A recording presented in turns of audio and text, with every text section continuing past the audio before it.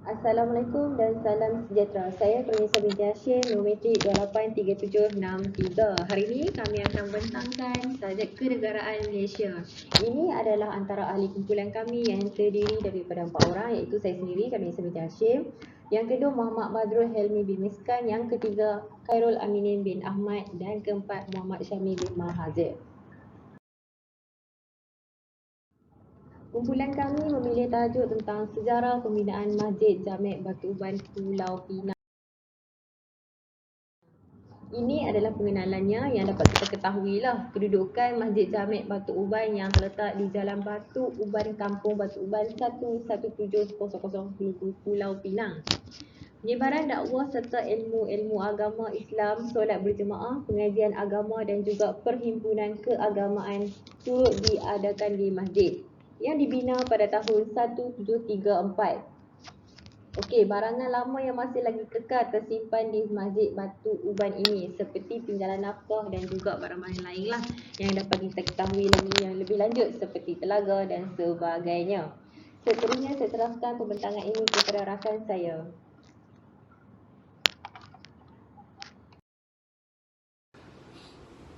Assalamualaikum Doktor. Saya nama Khairul Aminin bin Ahmad, nombor metrik 283762. Okey, terima kasih kepada sahabat saya dan rakan-rakan saya yang lain. Okey, saya sambung dekat sejarah pembinaan Masjid Batu Uban. Yang pertama, masjid yang melambangkan kehadiran umat Islam di negeri Pulau Pinang sebelum kedatangannya Francis Light.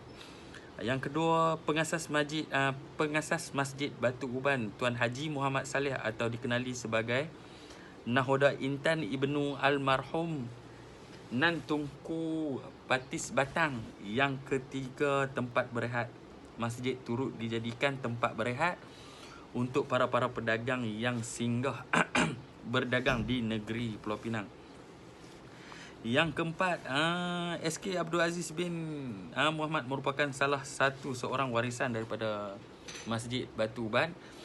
Yang kelima, pembinaan dinding masjid daripada kayu-kayu cengal dan dapat merasai telaga air yang dibina pada sekitar tahun 1734.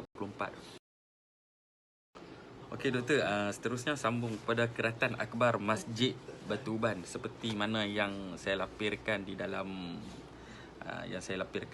assignment dan di dalam PowerPoint.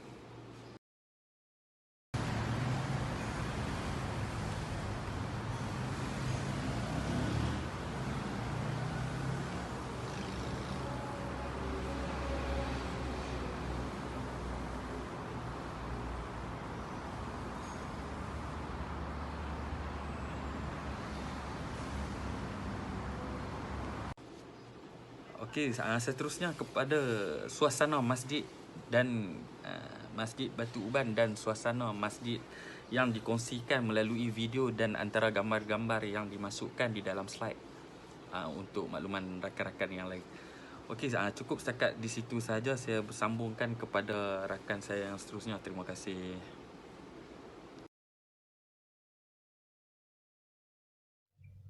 Assalamualaikum warahmatullahi wabarakatuh. Nama saya Muhammad Syamil bin Mahazir, nombor metrik 284075. Keunikan Masjid Jamek Batu Uban. Struktur dan reka bentuk masjid yang masih utuh walaupun lokasi di tepi laut.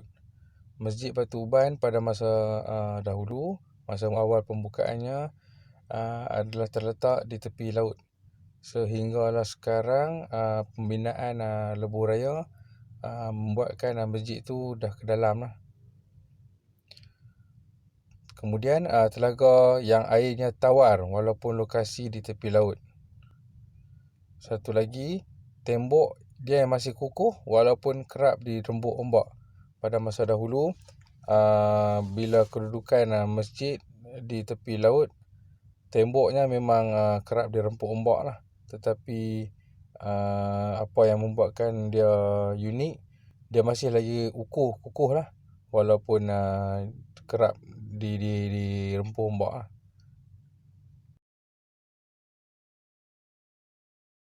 Langkah-langkah memelihara.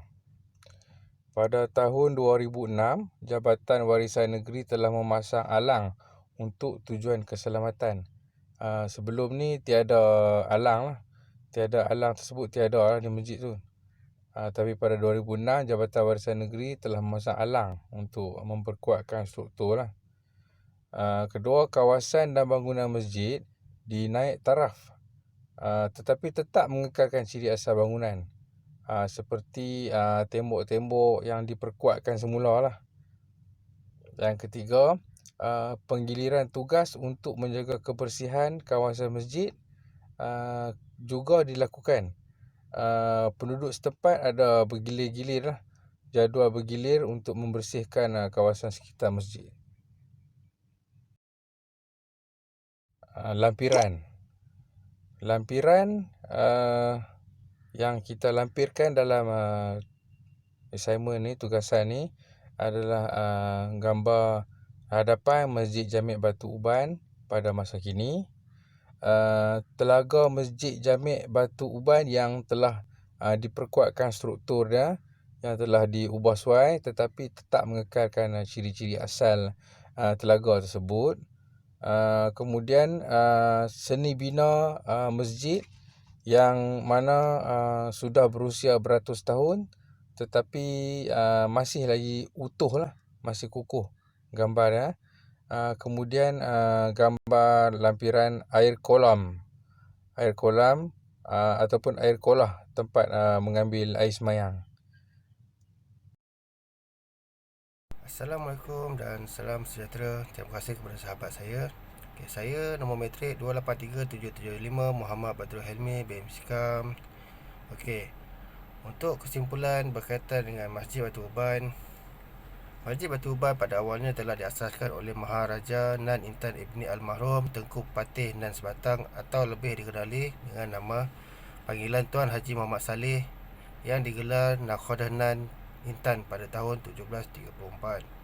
Selain itu, sistem pendidikan Islam bukanlah yang terawal muncul di Pulau Pinang, namun institusi pendidikan Islam ini cepat berkembang di negeri ini.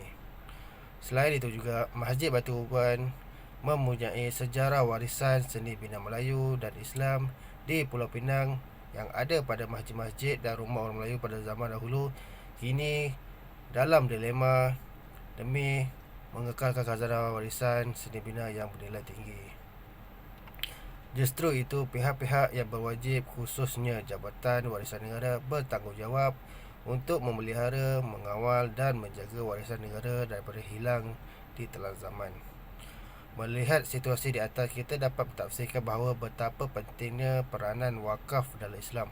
Namun pada masa yang sama, Majlis Agama Islam Negeri Pulau Pinang selaku pengerusi harta wakaf juga berhadapan dengan pelbagai masalah dan cabaran dalam melestarikan aktiviti wakaf di Pulau Pinang, khususnya melibatkan wakaf tanah yang mempunyai berkaitan dengan undang-undang lain termasuklah Kanun Tanah Negara KTN dan sebagainya. Akhir sekali, warisan atau sesuatu peninggalan yang ditinggalkan oleh orang-orang terdahulu, khususnya Melayu Islam, perlulah dijaga dengan baik demi masa depan agar anak-anak muda dapat menghargai usaha yang telah dilakukan dan menghayati tentang sejarah peradaban agama Islam di Pulau Pinang.